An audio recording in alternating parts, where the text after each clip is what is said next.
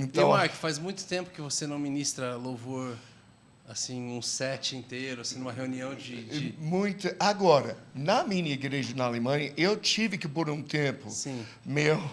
quebrar galho, sabe? Porque não tinha música no início, agora. Mas hoje eu não ministro louvor muito, eu só toco jazz. Sabe, eu estou estudando jazz com uma professora aqui do MIT em São Paulo. Eu faço aulas pelo Skype. Mas É um sonho da... Porque já eu não sempre basta tudo que você já fez na vida, agora jazz, velho. Mas você É sabe, humilhante, cara. eu tocava saxofone. Sax? Sabe, eu fiz, inclusive, bolsa de estudo na universidade, lá nos Estados Unidos, tocando sax. Então, sabe, eu sempre amava jazz, então depois eu comecei a O aprender Mark piano. é uma Então, caixinha de surpresa. É uma caixinha de surpresa. Gigantesca. Só sai coisa que a gente não espera. Quantos idiomas mesmo? cara, fluentes são só 3. Mas... Antes eu predicava a palavra de Deus em espanhol, pero hoje olvidei meu espanhol. Eu não falo muito mais espanhol agora. Você é do Novo México, né? Eu sou você do Novo nascido México. Lá. É. Então tem a convivência com o idioma lá, né? Mas eu não... Para quem mora lá há muito tempo, para quem nasce, mora ou não. Mas eu aprendi na Flórida. Na Flórida é o português ou espanhol. Não se fala inglês muito aí na Flórida. Mas depois, então eu aprendi português e alemão. E agora eu estou estudando árabe. Está indo devagar, mas eu estou estudando tiro para árabe. tudo quanto é lado. Não tem nenhuma ligação o idioma, né? Mas cara, Jesus vai fazer uma coisa com os árabes. Amém. Jesus vai... Eu não sei, eu sempre tive esse negócio e eu sei, nós como cristãos, entendemos raízes da família de Israel, nós amamos. Mas eu tive essa impressão alguns anos atrás, mas, sabe, Jesus ama os palestinos também. E eu tenho hoje esse negócio dentro de mim. Eu acho que, às vezes, a igreja tem meio esquecido do povo árabe, e nós estamos tão em favor de Israel. E eu entendo, nós amamos Israel, mas Jesus ama também os palestinos. Ele também ama os muçulmanos e os árabes. E ele fez uma coisa dentro de mim com o povo árabe. Quando eu fui para a Alemanha, sabe, primeiro eu fui... E eu estava lá tentando fazer o papelado de eu vou mudar, sabe, os documentos. Antes de mudar, eu estava no... É como a Polícia Federal, onde faz imigração e tal. Eu fiz uns papéis e tal. E eu estava entrando um elevador no 4º andar de um prédio em Colônia. E, à medida que eu iria entrar e descer, sabe, a porta de elevador estava fechando assim. E exatamente antes de fechar... voltou a abrir e entrou uma mulher usando aquele hijab, que a gente não vê isso muito tipo, nem nos Estados Unidos, nem no Brasil. E eu, dentro de mim, uma coisa estava meio incomodado. E Deus, nesse elevador, naquele dia, Ele falou comigo, eu me lembro, era como uma faca no coração. Ele falou: Mark, você não ama esse povo. Você não ama esse povo. E eu fiquei, penso, é verdade, eu não amo. E esse quebrou uma coisa dentro de mim. E eu voltei na Flórida, onde eu estava lá com o Vitor Belfort, e a gente fez culto na academia dele lá na Flórida. E logo depois veio um sheik do Catar, que ele estava procurando físio lá, e eu desenvolvi uma amizade com esse cara, o meu primeiro amigo árabe. Lá que eu comecei a fazer umas coisas. Então, voltei para a Alemanha, uns 3 meses depois, entrei no primeiro dia da escola, e de todos os alunos, só tinha eu e um mexicano, todos os outros eram refugiados, fugindo da Síria, por um ano, eu só fiquei com muçulmanos e árabes, sabe? Então, desenvolveu um amor dentro de mim e um entendimento quanto que Deus ama esse povo e que como nós, como a igreja, tem um pouquinho esquecido disso. Eu tive um tempo com a Ana Paula Valadão, atrás, aí, uns dias, E aí a gente estava conversando muito sobre Israel. Tava assim, cara, Israel. Aí ela falou assim, Bruno, ela estava conversando comigo com a minha esposa, né, com a Mira, falou assim, eu vou falar uma coisa para vocês que vocês precisam ouvir, porque eu também precisei aprender. Falou assim, e ela falou assim, e ela precisou ouvir de alguém que está lá, de judeus e árabes que estão lá, que são cristãos hoje. E ela falou assim, vocês vêm para cá porque vocês querem aprender coisas do passado e querem gerar ainda mais certezas e expectativas de um futuro. Talvez vocês venham para cá porque aqui é o palco da volta de Jesus e tal. Falei assim, mas existem pedras vivas hoje aqui. Eu sei que vocês vêm porque o que aconteceu e pelo que vai acontecer. Mas e agora? Existem pedras vivas hoje aqui.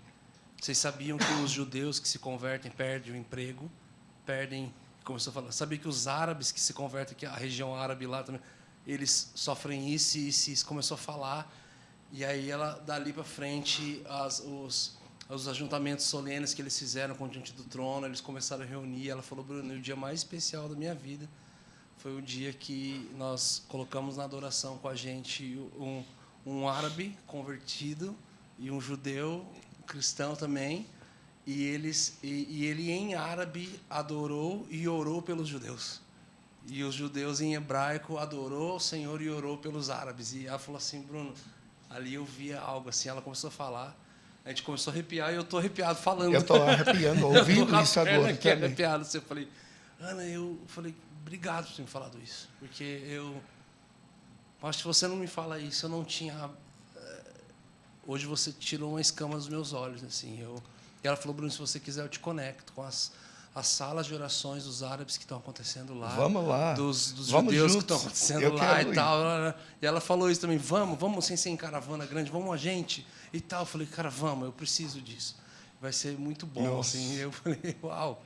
Cara, eu acho, hoje, sabe, eu acho que a igreja, é claro que nós apoiamos Israel, e o Israel é mais aparente por nós, né? Porque Israel foi escolhido por Deus para trazer Jesus na terra, né?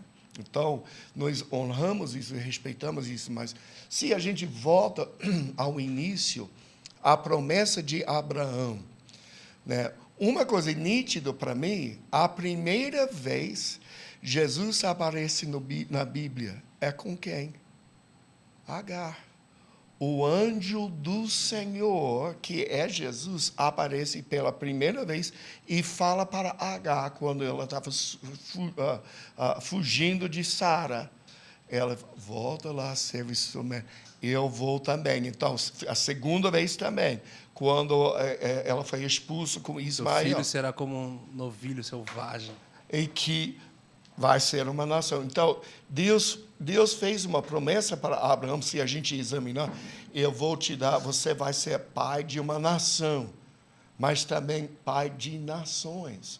Então, muitos, sabe, os filhos de Abraão, eles têm uma aliança, uma certa aliança também, e no final, sabe, eu creio isso, a conexão com os filhos de Ismael e os filhos de Isaac. Eu tenho um mistério lá, no final dos tempos, que Deus vai conectar.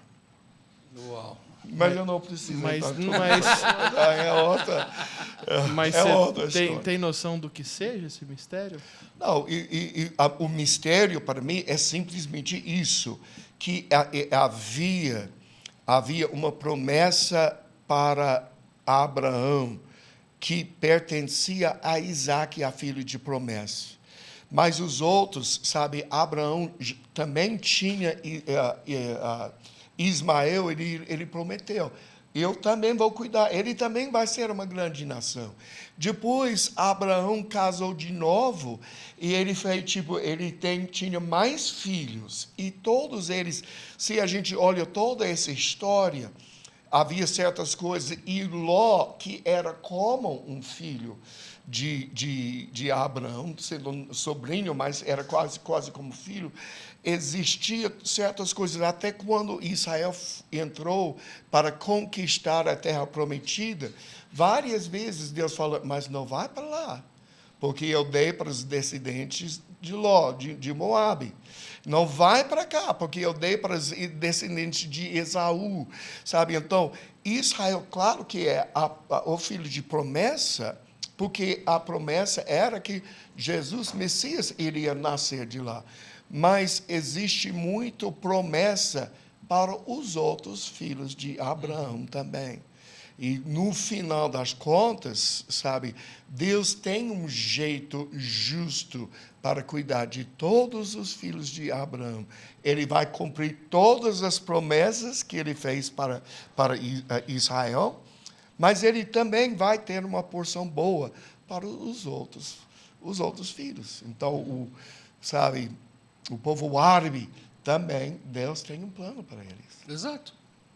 Historicamente, se for ver quem que nós não somos Israel de Deus. Nós seríamos quem? Os filisteus, nós somos os outros povos que fomos alcançados pela mensagem do Evangelho de Cristo. Agora, somos enxertados, né? Existe outro mistério lá. Eu não sei quão profundo nesses mistérios, nós temos tempo para ir, mas porque quando Israel foi dividido, né, era dividido Judá, né, porque Deus sempre prometia que os filhos de Davi iriam ter uma tribo, sabe? Ele sempre teria um trono. Mas eram outras 10 tribos que separaram. E essas 10 tribos foram em cativeiro para a Síria, e eles nunca voltaram para Israel. Historiadores falam que eles foram lá, uns ficaram lá, misturaram com samaritanos, meio lá na Síria, ficou misturados. Uns foram para a parte de Assíria, estavam perto lá de Irã, de Afeganistão, naquela região. Mas os historiadores falam que a maioria deles emigraram para a área de Europa, e essas tribos nunca foram restauradas, sabe, para a nação de Israel. É só quem está lá é Judá, inclusive porque Efraim era o primogênito, ele recebeu o direito de primogenitura, não era o Manassés era o primogênito de José, mas quando Jacó atravessou, ele deu o direito de primogenitura para Efraim, e ele falou, você carregará meu nome. Então, o direito de usar o nome de Israel foi para as 10 tribos perdidas, não era para Judá, o povo que ficava. O mistério essas 10 tribos provavelmente formaram um povo europeu, que saíram, uns foram para o Brasil, uns foram para os Estados Unidos, foram espalhados para o mundo todo. E esses 10 tribos, literalmente, não existem mais, ok? Jesus falou uma coisa assim, ele falou, Quais são as 2 tribos hoje que continuam existindo com evidência? Judá e Benjamim, e alguns dos levitas que estavam lá. Então, eles chamam Israel hoje, mas, na verdade, não são Israel, são Judá, tecnicamente, né? Porque o direito pertencia às 10 tribos perdidas. Mas Jesus deu uma parábola, ele falou, um homem escondeu um tesouro escondido no campo. E o campo, nessas parábolas de Jesus, sempre representa o mundo. Um homem escondeu um tesouro escondido no campo. E ele vendeu tudo que ele tinha para comprar esse tesouro. Eu creio esse tesouro era as 10 tribos de Israel. Ele comprou o campo, ele comprou o quê? O mundo. Por quê? O tesouro estava perdido no mundo. Essas 10 tribos de Israel estavam misturadas em todos os povos e todas as raças do mundo. Então, ele comprou o mundo inteiro porque o tesouro estava dentro. Quantas vezes Jesus falou, eu venho para resgatar os filhos perdidos de Israel? Quem foram os perdidos de Israel? As 10 tribos. Cá está o mistério. Agora, Para mim pode Só- ser. Já. Solta o Caramba, microfone. cara. Pode fazer um meme com o meu rosto aí, Depois travando pode a mente. pode o HD, o cortar. HD travando aqui. Dando tela azul aqui na mente. Falei, opa, depois pode cortar tudo isso do. eu vou querer ler. Não, pode deixar. Eu vou querer estudar mais sobre a gente isso. vai cortar ler e mais fazer- sobre isso, vender aprender como mais a aula. respeito disso. Eu estou no processo de escrever umas coisas sobre isso. E o teu interesse no árabe, além dessa questão que você já falou da parte de nós também temos que amar eles. É. Tem outra raiz nisso? Tipo, eu entendo que eu preciso estar lá logo porque tem alguma... Cara, são coisas interessantes. O árabe é tão conectado, sabe? São irmãos. Israel e os árabes são irmãos, sabe? Tanto que você vê, quando eles, na época de Jesus, ele não falava hebraico, eles falavam aramaico, que era uma parte de árabe. Quando Jesus, no final, depois da crucifixão, ele entra numa sala, ele entra e a paz esteja com vocês. O que ele falou? Salamu alaikum. Sabe, que é a saudação oficial dos árabes. A paz esteja com vocês. Salamu alaikum. Eles é o alaikum assalam. Então, Jesus, sabe, é tudo conectado. São irmãos. Então,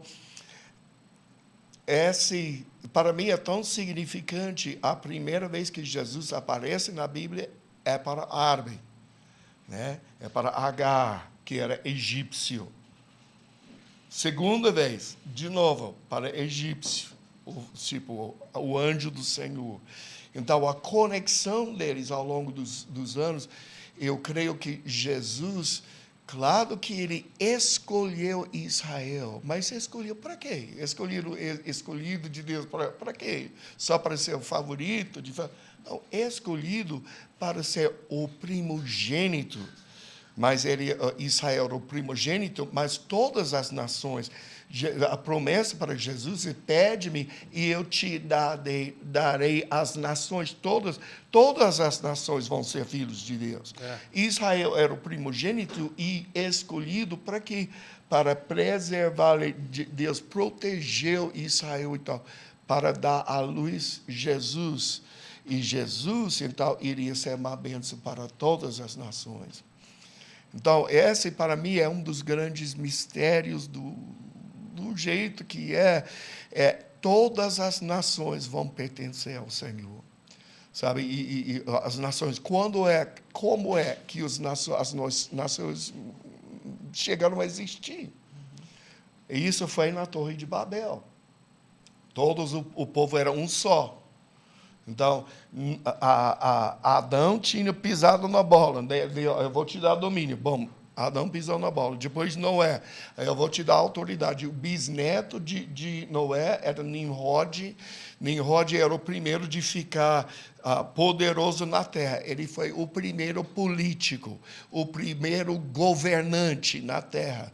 E ele estabeleceu a Torre de Babel. E Deus falou o quê?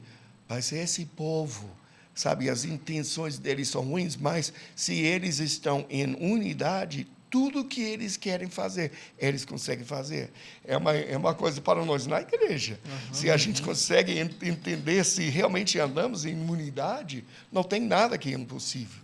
Mas, neste momento, então, Deus confundiu os idiomas. E quando ele confundiu os idiomas, o que aconteceu? Nascimento das nações. Lá em Babel foram criados o nascimento das nações.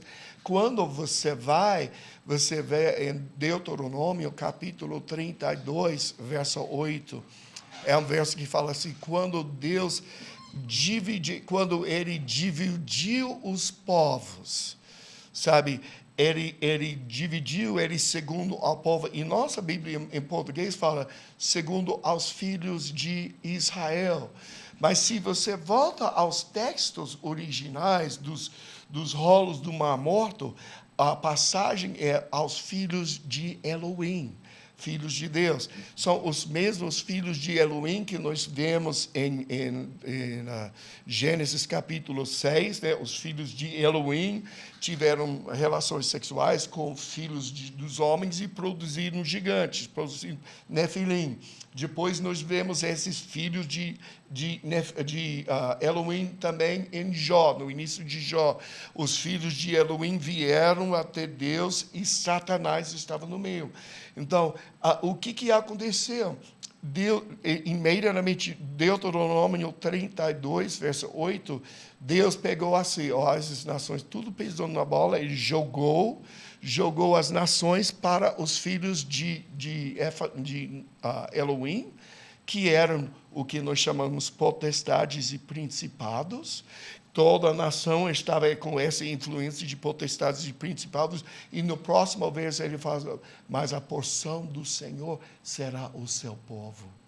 E ele começa com Israel, ele termina, cria as nações, em Gênesis capítulo 10, ele joga, distribui entre os potestades e principados temporariamente, e capítulo 11, ele chama Abraão, ele fala, eu vou fazer você, vem cá, me dá seu filho, me dá seu filho.